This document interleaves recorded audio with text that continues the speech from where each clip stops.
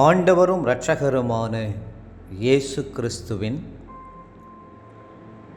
ஈடு இணையற்ற நாமத்தில் அன்றன்றுள்ள அப்பம் வாசகர்களுக்கு எங்கள் அன்பின் வாழ்த்துக்கள். 2024 ஆண்டு ஆகஸ்ட் மாதம் 8ஆம் தேதி வியாழக்கிழமைக்குரிய தின தியானம். இன்றைய தலைப்பு முன்னிலும் அதிகமாய். மார்க் 10:48 சொல்லுகிறது, அவனோ தாவீதின் குமாரனே எனக்கு இரங்கும் என்று முன்னிலும் அதிகமாய் கூப்பிட்டான்.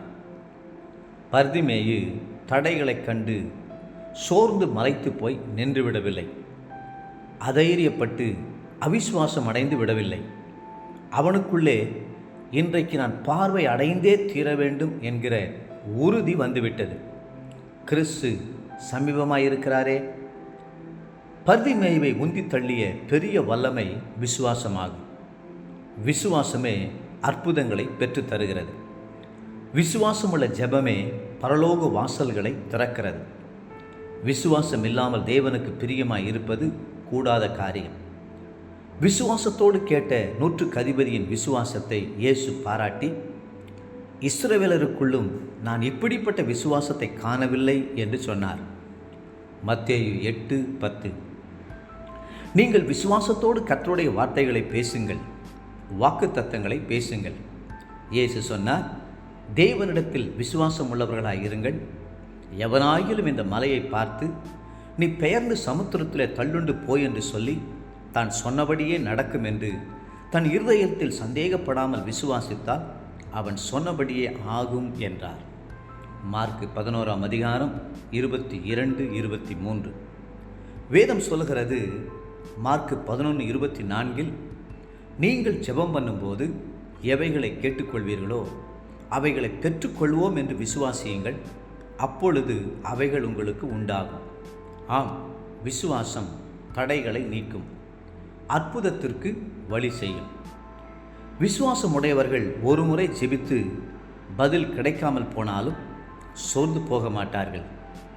தேவன் தம்மை தேடுகிறவர்களுக்கு பலன் அளிப்பார் என்ற விசுவாசத்தினால் விடாமல் தொடர்ந்து கர்த்தரை நோக்கி கூப்பிட்டு கொண்டே இருப்பார்கள். அப்படித்தான் அநீதியுள்ள நியாயாதிபதியிடத்தில் ஒரு விதவை போய் திரும்ப திரும்ப கேட்டுக்கொண்டே இருந்தபடியால் அவன் அவளுக்கு இரக்கப்பட்டு நியாயம் செய்தான். நம்முடைய ஆண்டவர் அநீதியுள்ளவர் அல்ல, அன்பும் மனதுருக்கம் உள்ளவர். சோர்ந்து போகாமல் ஜெபிக்கும்போது நிச்சயமாகவே அவர் பதிலை தந்தருள்வார். இந்த பர்திமேயை போலத்தான் கானானிய ஸ்திரீயும் இயேசுவிடத்தில் திரும்ப திரும்ப கேட்டுக்கொண்டே இருந்தாள். இயேசு அவளை குறித்து சாட்சி கொடுத்தது மட்டுமல்ல, அவள் மகளை ஆரோக்கியமாக்கி அற்புதத்தை செய்தார். நிச்சயமாய் உங்களுக்கும் அவர் அற்புதம் செய்வார். பாதி ராத்திரியிலே தன்னிடம் அந்த நண்பன் தன்னுடைய நண்பனுக்கு முன்பாக வைக்க அப்பத்தை கேட்டபோது முதலில் தடை செய்த போதிலும் அவன் திரும்ப திரும்ப கேட்டுக்கொண்டே இருந்தபடினால் அவன் கேட்டுக்கொண்ட அப்பத்தை கொடுத்து அனுப்பினான் அல்லவா? தேவப்பிள்ளைகளே, நீங்கள் சோர்ந்து போகாமல் விசுவாசத்தோடு ஜெபிக்கும்போது நீங்கள் கேட்கிறவைகளை கர்த்தர் நிச்சயம் தந்தருள்வார்.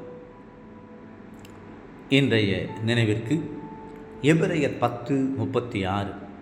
நீங்கள் தேவனுடைய சித்தத்தின்படி செய்து வாக்குத்தத்தம் பண்ணப்பட்டதை பெறும்படிக்கு பொறுமை உங்களுக்கு வேண்டியதாயிருக்கிறது.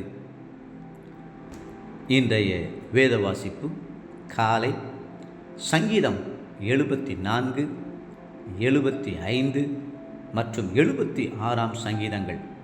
மாலை ரோமர் 9ஆம் அதிகாரம் 16 33ஆம் வசனம் முடியே.